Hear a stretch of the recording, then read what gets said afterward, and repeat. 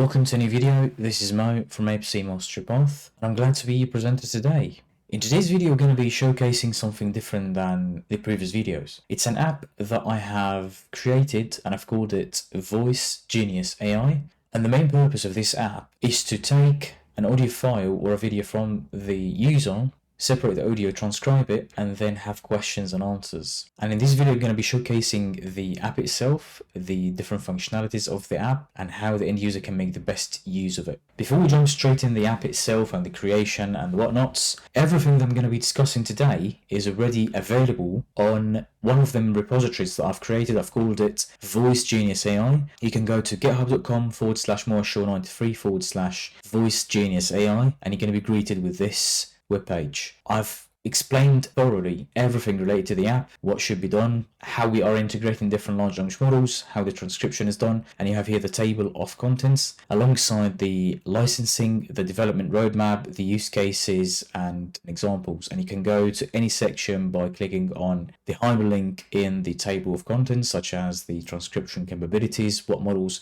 have been used, and what extra models could be used as the end user like.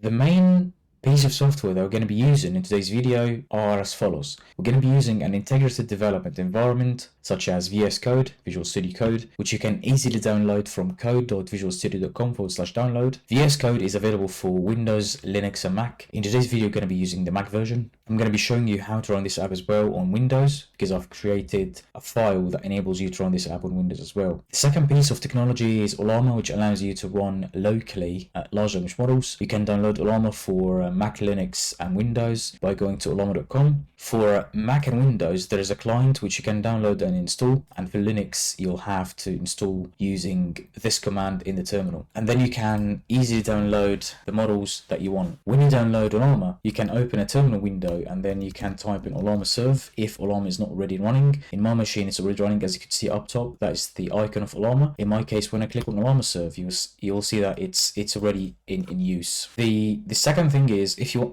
want to download models, you can do that by typing in Ollama pool and then the name of your preferred model. You can easily know the names of the models by going to the models tab, which is ollama.com/search, and then you can see all of the models. You can go inside any model that you want, and then you can copy in the name of the model. You'll also see all the variants that are existing in here. You can click on that drop-down menu and then click on View All. You will find everything in here, all of the models, and you can see that not all of the models has the same context window. For argument's sake, that one is 128,000 tokens in the context window, and it can deal with text and image input. That one is only text. So you can find the wide variety of them, vision language models and text-only large language models with different context windows. Once you have downloaded your preferred models, you can type in Ollama list, and you will see the names of the models that you have already existing in your machine. I've downloaded quite a lot of them models, and also I have created and fine-tuned some models, as you will be able to see from my other videos on this channel, and I have uploaded the fine-tuned models into Ollama to be using them in different applications. You can have a chat with any model by typing in Ollama run and then the name of the model. For argument's sake, let's chat with 3.23b, which is one of them small models, and then you can say what is meant by site waste management plan. And then you can see that it's pretty fast to deal with it. You can exit by using / and then by. Third piece is Python. We need Python programming language, and you can easily download any version that you want. I will suggest you download versions 3.11 and 3.12, because 3.13 and 3.14, they are not really supported by a lot of them initiatives until now. That will change in the near future. So I would stick with 3.11 and 3.12.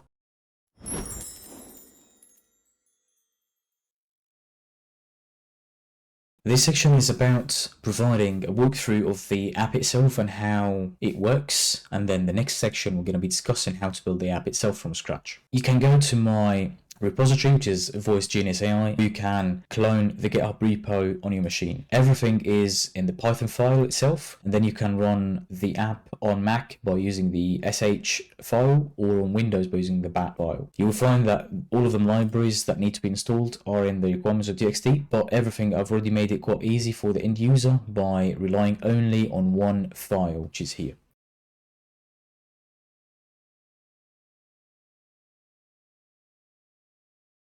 The way we're going to run it is as follows. So the first step is to go to where the app is saved or where you have cloned the repository itself on your machine. In case of Windows, you will just need to double click on the bat, which is the batch file, which contains the name of the app itself, what needs to be installed, how to fix any sort of errors for the dependencies and the whatnot. It's going to create a new environment, and the new environment is going to be called speech to text one. It's going to contain quite a lot of packages, and it's going to activate the environment itself and then run the Python file. You don't need to know any of that. I'm just explaining the back end of the batch file. The same with the sh file, but that is for Mac. It might be used for Linux as well. So creating a Python environment, and if it's already existing, then just say the environment's already created, and then installation of some dependencies and fixing some problems with OpenAI models, and then installation of further dependencies and Python packages, and then running the app by the Streamlit run and then the name of the Python file. And I've made it quite intuitive by discovering easily the script directory or where the file is sat, so you don't need to change that every single time you have to copy this application from one computer to another. You click anywhere in the screen and then right click on the name of the folder, which is Streamlit app, then open in terminal. You can type in dot or point and then / and then VoiceGenius.sh. Again, that's for Mac. For Windows, you just need to double click the batch file, and then when you press enter, it will take a bit of time. For me, I have already installed all of them packages. That's why it's saying that you can use the cached packages. For yourself, if it's the first time, it's going to take a fair bit of time.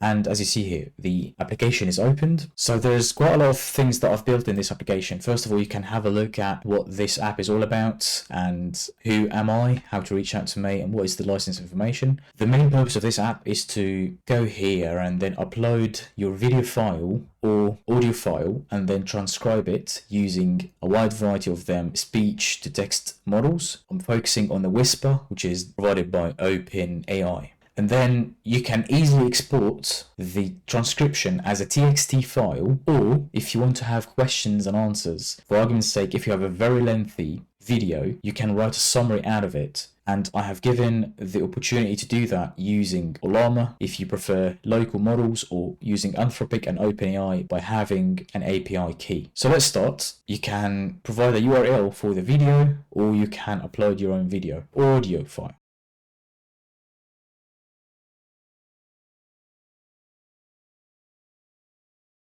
So you can press on browse files. I have already a trial video that I've created for myself. I'm just going to open it. It's going to be extracting the audio. And then you can press on transcribe audio. I have used the large Whisper model. You can use the turbo, or you can use a custom model by providing the Hugging Face ID of that model. You can go to Whisper and then write Hugging Face. The ID is that one. So OpenAI / the name of the model. I've already downloaded on my machine and embedded in the application itself the large and the turbo. If there are any models in the future, you can just press on the copy here, and then you can press on the custom and then press on that one here. Because I've pressed on the custom, it deleted the transcriptions. So let me go back to the turbo or the large and then press transcribe again. It's going to take a little while depending on how lengthy the video is. The video that we have uploaded was about 1.5 minutes, and the transcription takes less than a minute. As you can see, it took less than a minute, probably 30 seconds or so. You have the full transcription. The video is quite short, and the transcription itself is pretty accurate because that model was very accurate. As you can see from the screen, there's a new application I've built and the main purpose of it. The next step could be for you to download the transcription. However, I usually prefer to have some sort of like a conversation about what this transcription is all about and if there are specific points that I need to summarize.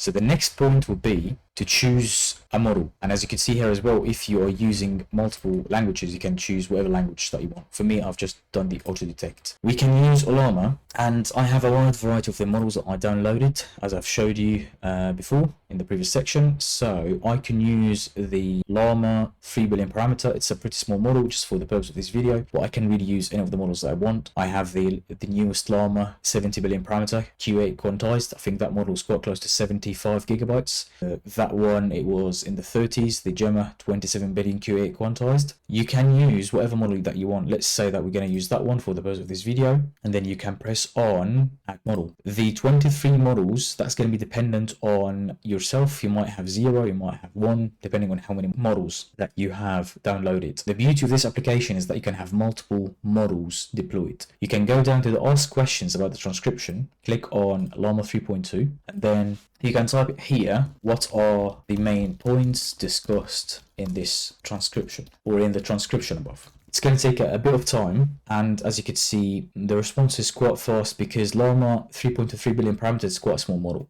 I've also embedded one of them functionalities, which is the performance metrics, to understand how many tokens you have input, how many output, time to first token, and the tokens per second. It's not fully accurate. I'm still working on making it more accurate because I'm pretty certain that the Llama 3.2, the amount of tokens that I'm getting per second, it's going to be quite close to 100. So it's definitely not 28.36. I can definitely improve it in future versions. You can also say, could you elaborate further and expand on every point? The response, as you can see, is fairly quick. So it's gonna do that. Once it's finished, we can try another model. You can see here that the tokens per second increased, although the time to first token, it increased as well, which is a bit weird.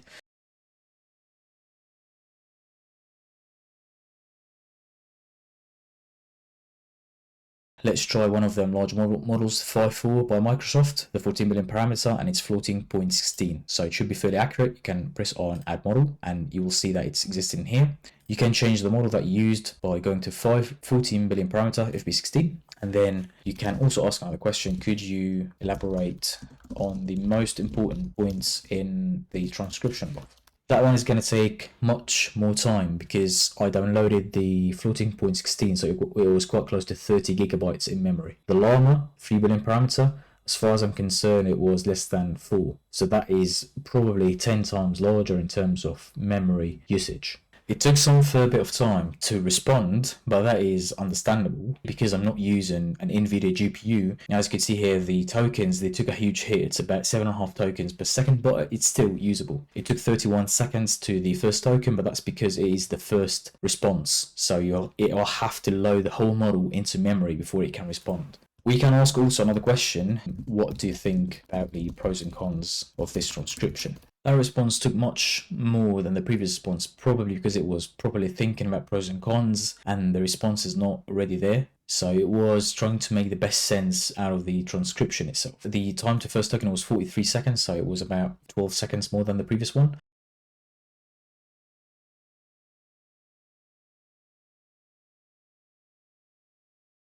And one of the good things is you can export the sessions. So let's click on the export and then download export. Let's download it in the exports. So try video to export, and then with today's date, which is 22nd of April 2025. We can go in the exports and then in here. I can open it using Visual Studio Code, or if you have a text editor. The beauty of this is you have the whole transcription and then you have the whole session. So what was the first question asked by the user and what was the model used, and you will see the performance metrics as well. The second question by the user, what model was used, and then what was the response. And the third question by the user, and then what was the model used, and in this case it's 514. At the end as well, it gives you some sort of like a session summary, how many questions were asked, how many were answered, which models were used, and then a performance summary of the models itself, and a timestamp for the report. That is really strong so that you can compare and contrast and understand which models are going to be helping you in which use case.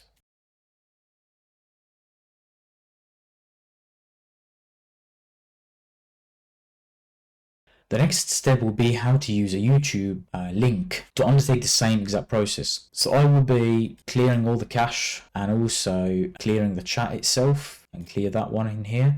And if you still have this kind of using cached file, what you could do is you can refresh the web page itself, and it's going to be going back to its original stage. So enter a URL. Let's take a very simple video about how to speak English in work. It's a 2-minute video. You can go here and then paste it, and then it will say press enter to apply. Let's press enter. You will see that the download has been done for the audio itself. You can transcribe the audio. Let's say that we're going to be using Whisper OpenAI Large this time. As you can see, using Whisper model, OpenAI /Whisper Large version 3. The model has already been downloaded, so it's just doing the transcription. It's going to take a bit more time than the turbo. The transcription took a bit more time, and it did the transcription correctly. We can undertake the same things.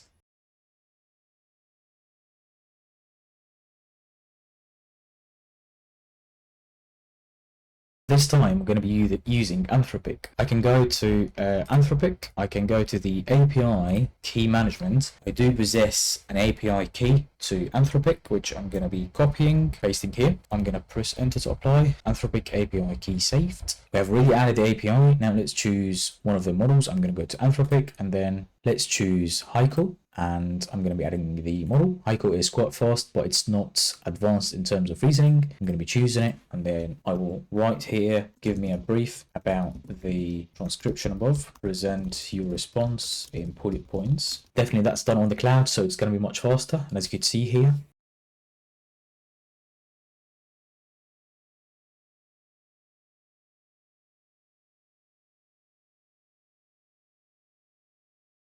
you can also use OpenAI. The only thing which you'll have to do, you'll have to go to where the app is saved itself, and then right click, and then open internal, and then make sure to run VoiceGenius.sh /fix -dependencies, and then press enter. It's going to install some bits and pieces to fix the OpenAI integration. You can do that before you crack on with OpenAI specifically, and then you can insert as we have spoken in the previous example, insert the URL, and then add the API key for OpenAI, and then choose OpenAI, choose whatever model you want, and then press on add model. And as you can see here, I'm using the GPT 3.5 Turbo, which is quite an old model. I've asked a question, hi there, and it responded. And then could you summarize the main important points? As you can see, the tokens per second is much faster. I'm pretty certain this number is not 100% correct, but it's to give you a sense of which model is much faster than which model. And you can do the same, export session, and that's it.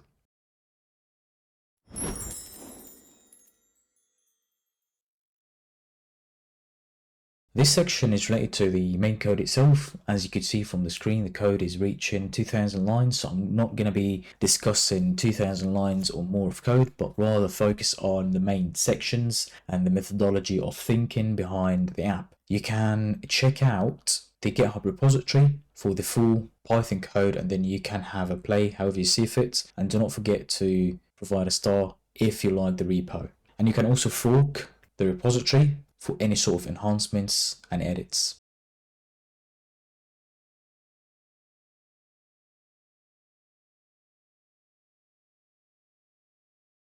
The first section is all about importing the necessary libraries, taking into account Streamlit for the front end, MoviePy to do the audio extraction, TickToken for the metrics and measuring the number of tokens, LangChain for dealing with large language models, taking into account Ollama, Anthropic, and OpenAI.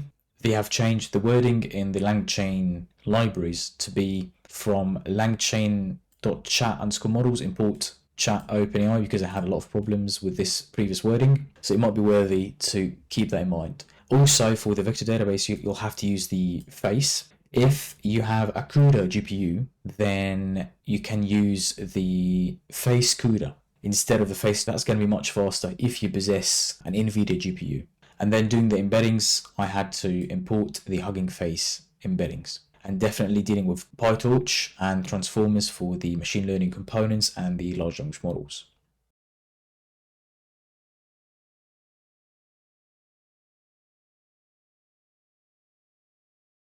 The second section is related to some of them compatibility issues that I've faced with the Pydantic library and the corresponding JSON schemas. So I had to do some sort of fallback mechanism as a workaround this kind of conflict of dependencies. And then I added the app title and configuration as sort of text using the Streamlit libraries. So the main title of the app itself, and then some of the bits and pieces to make the app more beautiful and pleasant to the end user.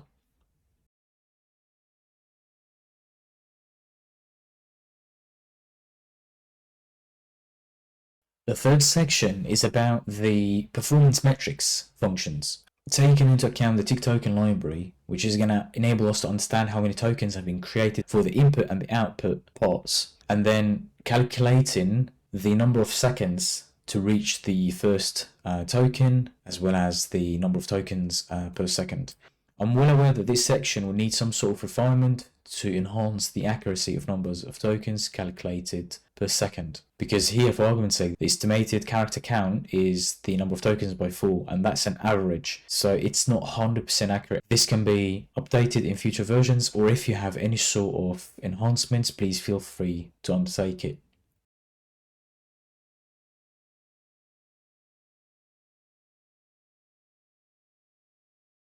The fourth section is about the export functionality of the chat itself, taking into account the transcription of the video or the audio itself, and the full chat history, taking into account the questions and answers, what models answered which questions, what are the performance metrics for each and every single model. And that's what I did here. So taking into account the timestamp, which is going to be put at the end of the file, and what's the file name and where it's going to be saved, which are discussed in here, and then some sort of time stamping the file itself, and then starting with the transcription. So what is the actual transcription of the video or the audio which is extracted from that video, and then taking into account the questions and answers. So for each and every single question, put me the model that was used and what is the answer. And then inside each and every single response, do not forget to add the model metrics, taking into account the input output tokens, time to first token, and the tokens per second. And then at the end of the file itself, there is a definition of how many questions were asked, how many answers were provided, and how many models we used, and also taking into account some of the model metrics or the performance metrics. And that's basically what we have seen in a previous section with the extracted markdown file of the transcription and the chat history.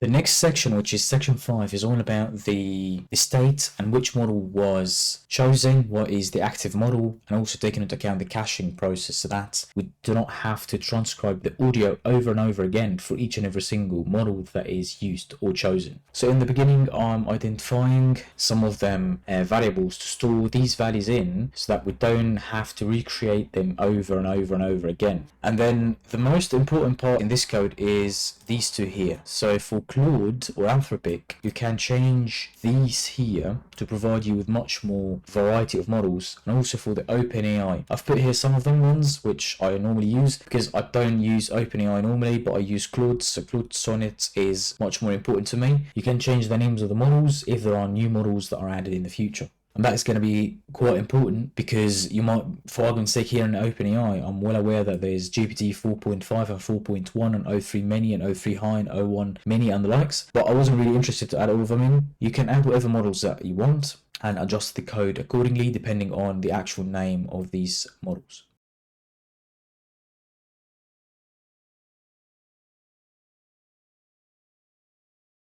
The next section of the code is the actual models that we get using the different APIs. So Ollama has an API or a local server that you can connect to using the requests library, and it's 11434, definitely on each and every single computer because it's a local host. What I'm trying to do here is fetch the available Anthropic models, Ollama and OpenAI. So for Ollama, it's quite straightforward. One of them characteristics is called the name for each model. So for the model data that we get from this API or local host, this URL, then list me the model names. And if there is any sort of problem using the HTTP, then fall back to the classic ones from Ollama, such as Llama 3, Mistral, Gemma, and Vicuna. For Anthropic, there is something similar. We are relying on an API key, which is going to be provided by the end user. And then for that API key, then provide me with the model names or the model ID. The same with OpenAI. OpenAI sometimes, I'm not sure why, I had a couple of them problems with it, so I use the fallback list. It's the same thing. An API key has to be provided so that you can have the model ID provided to you. And if there is an error, then there is a list. This list can be expanded as well to take into account the newest OpenAI models.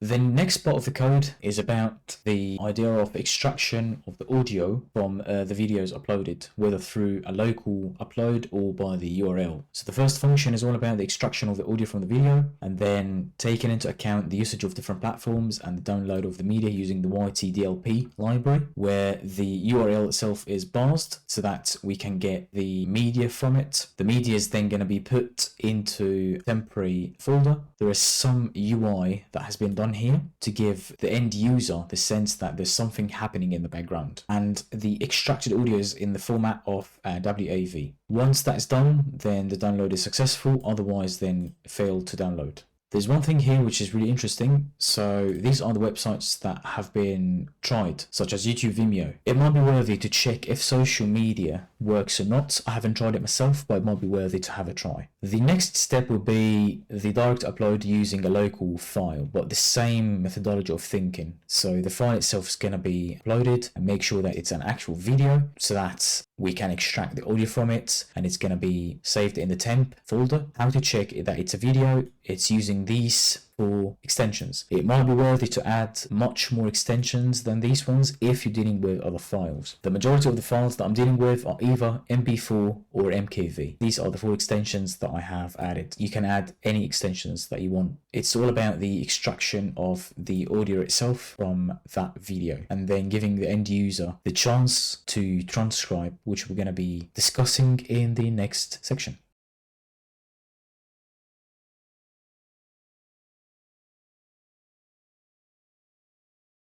The next section is all about the transcription functionality itself, and I've used 2 main models. The first one is the OpenAI Whisper Large version 3 and the Turbo variant of it. The process starts by checking if we have a GPU or not. In my case, I don't have an NVIDIA CUDA GPU. I'm using a MacBook Pro, so it has the MPS. So it's a metal architecture. So that's why everything is done on the CPU. So that is the first step, using whatever device. And then the second step will be loading the model itself. It can take a bit of time on the first run because it's downloaded directly from the Hugging Face website as from AutoModel for speech, sequence to sequence from pre-trained. The model is going to be dependent on what you want. Is it the large or the turbo or another model, using the Hugging Face ID as I've shown in previous section. And then step number 3 is loading the processor from the model that have been already uploaded, and the last step is the transcription. So for the transcription itself, there are some parameters that I have put here. If you're going to be using the CPU, definitely it's going to be much slower, so in order to make it as fast as possible, I decreased the batch size and the chunk,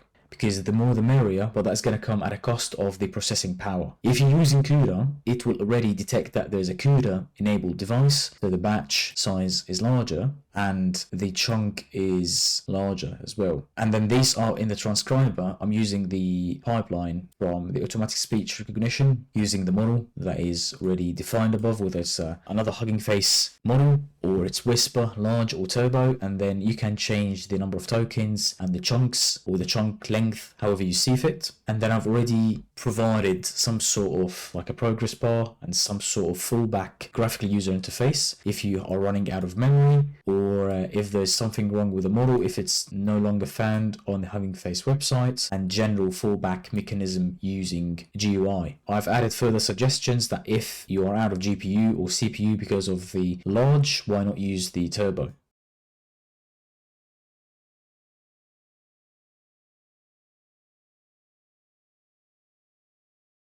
The next section is all about the creation of the questions and answers system within our app. We are taking into account that we're going to be enabling Ollama models, which are local, Anthropic, and OpenAI models. The first thing is we need to do some sort of like chunking for the transcription. So we're using the recursive character text splitter so that we have a chunking mechanism with a chunk overlap. You can change these to however you see fit. You can increase the size of the chunk and the size of the overlap. That's going to come at the expense of your memory. And we need to be creating the same system for the chat history 3 times. one for Ollama, one for Anthropic, and one for OpenAI. The explanation is going to be a bit repetitive. We're also introducing in the chat itself, or the questions and answers, some sort of like a prompt. You can also edit that prompt in order to suit your needs. In my case, I kept it quite simple. You're just a helpful assistant answering questions about a transcript, so you can change that however you see fit. And then the same for Anthropic. When the choice is Anthropic, make sure that you are connecting to the Anthropic API key, which is provided by the end user,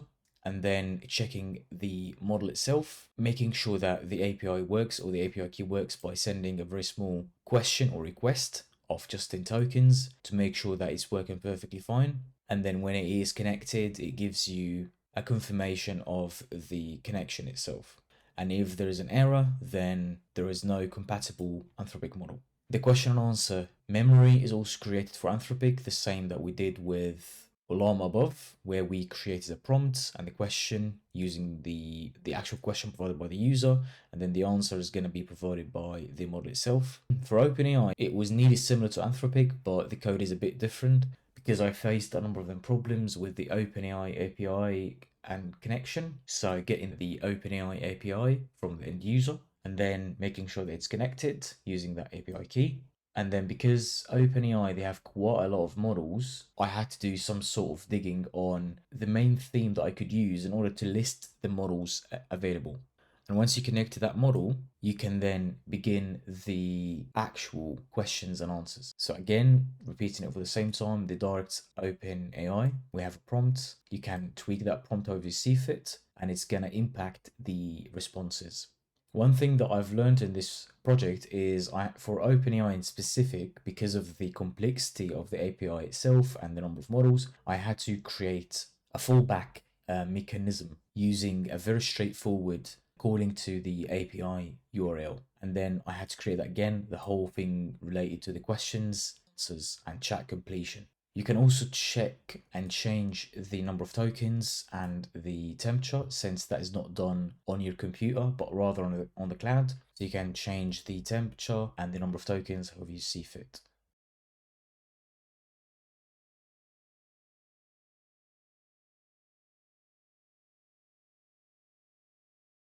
The next section is quite straightforward, which is having the capability to save the transcription or exporting the transcription only. And that's exactly what I've done here. So after having the transcription done, the transcription can then be saved to a file, and the file itself is going to be a txt file, which can be used according to the needs of the end user with the transcription, what is the source of the file itself, and what is the date and the actual transcription. And then it can be used later on, and that's why the transcription is saved, as we explained above, that it's cached for further usage in order not to do the transcription over and over again if you thought about changing the Ollama model or the Anthropic model or the OpenAI model.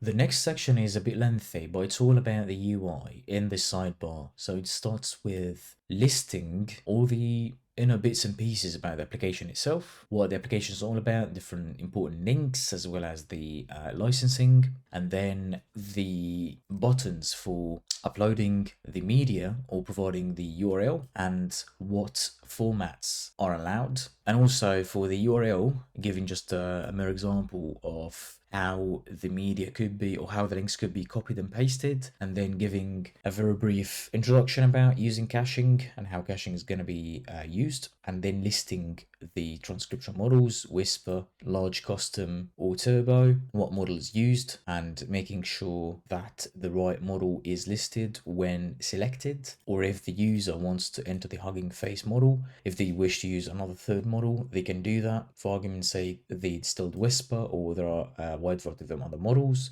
And then listing here the languages that are supported, and if none is selected, then it's going to be automatically selected, and also some warnings about the speed, especially that if the model is not saved on your computer in the first time, and then giving a sense to the end user about what is the active model itself, whether it's Llama, Claude, or OpenAI. If the end user try to ask a question without having a model selected, then a message is going to be related to no active models is going to be showcased. For the API key management, as we have explored in the app, the API key can be inserted for whether OpenAI or Claude or both. So there's one for OpenAI and one for Anthropic. And then for the checklist of the models providers, whether it's Llama or Anthropic or OpenAI.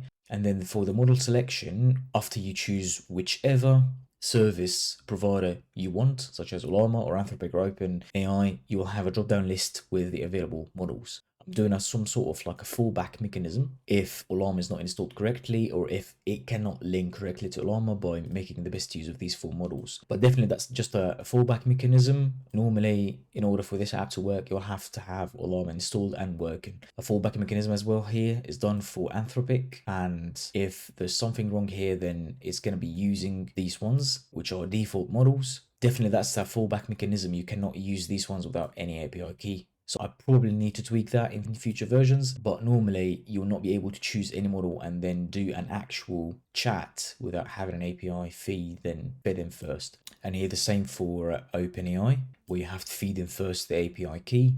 And then again, that needs to be changed a little bit because it doesn't make much sense. At the end of the day, when you have an API key, everything's going to be working perfectly if you have allowed this API key to have access to all models. Because on Anthropic and OpenAI, you can choose which models are accessible through your API keys in order to control the costs. And then if you choose one of the models without having any sort of transcription, then it's going to give you a warning that please transcribe content first before going on with adding the models. And then I'm giving the end user the option of clearing the cache, clearing the models, resetting the models, and all of them bits and pieces, as we have seen in the previous sections.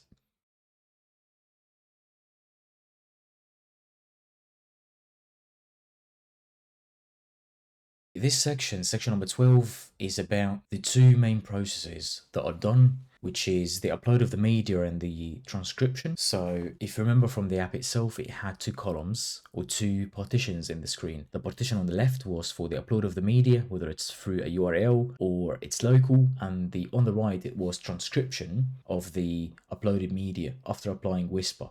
So that's why we have call 1 and then it's going to be call 2 down in the code. So first of all, we're dealing with the media processing. So we have here a partition related to the uploaded media if the media is saved locally. And then we have here a partition of the media if the media is provided through a URL. We have also a fallback mechanism to force the download and make sure that there is a caching option for the uploaded media, whether through URL or if it's saved locally on your machine. There is also a fallback mechanism if the media cannot be downloaded, or if the media that you are uploading is not compatible with the formats that are allowed here, which are these 4 ones. That's why if you want to change these 4 ones, you have to change them in the whole code, as explained above. If you want to add more formats, you'll have to change these formats in everywhere in the code itself. If you want to have an extension that is other than WAV, you have to change it everywhere in the code as well. And then jumping to the transcription itself, if we have a valid file, so it's going to be using the Whisper model and transcribing everything in column 1, depending on the language chosen, if any. And also you can choose the Hugging Face model that you want, if you so prefer. There is also an option of clearing the transcription itself if you want to repeat it again, and the likes. And then the second column is all about the transcription process after everything has been uploaded or the link has been provided, and also the Whisper processing model have been chosen, in addition to the language choice, which you can see in here.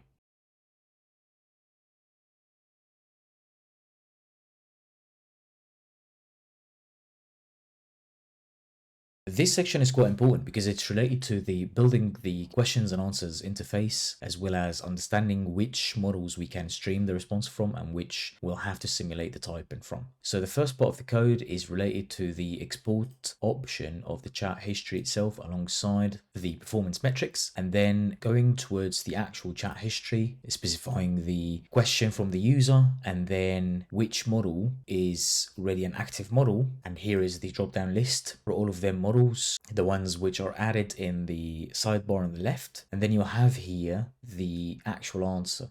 Then we can easily calculate the performance metrics for each and every single model, taking into account the input tokens, output tokens, and then the total time, start to end. That's going to help us to understand when the model has reached out to the first token. We have already a tokens per second function that we have drafted elsewhere in the code. We are then going to store these metrics because these metrics are going to be used in the file that is going to be exported, and they're going to be shown as well in the chat. And here is the fallback mechanism if streaming is not available.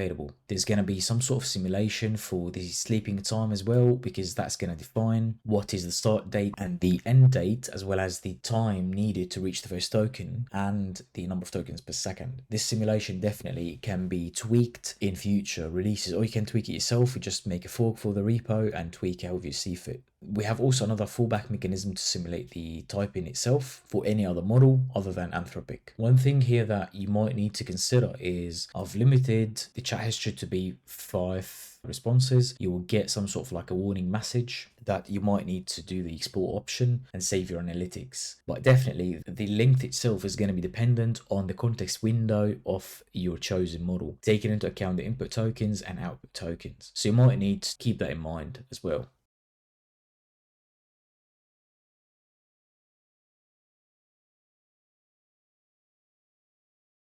The last 2 sections of the code are the easiest sections because they deal only with the aesthetics. So here in section 14, it's all about the welcome screen of the application itself, what the application is doing, how to use the application itself, what are the extensions that are allowed, how the URLs are dealt with, as well as the fancy features of the app itself. And the last section is just the footer of the app, using HTML to make it realistic and easy to use as much as possible.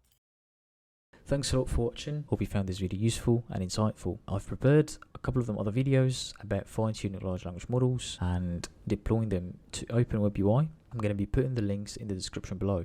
You can also pay my website a visit at www.apcmasterypath.co.uk, where I provide multiple packages for the RSS APC candidates to support them throughout their RSCS journey. Also, I provide lots of insights about the RSS APC process, the different areas of competence, and how you can deploy AI within the construction industry. Do not forget to hit the like button and subscribe so that you get notified about our latest videos.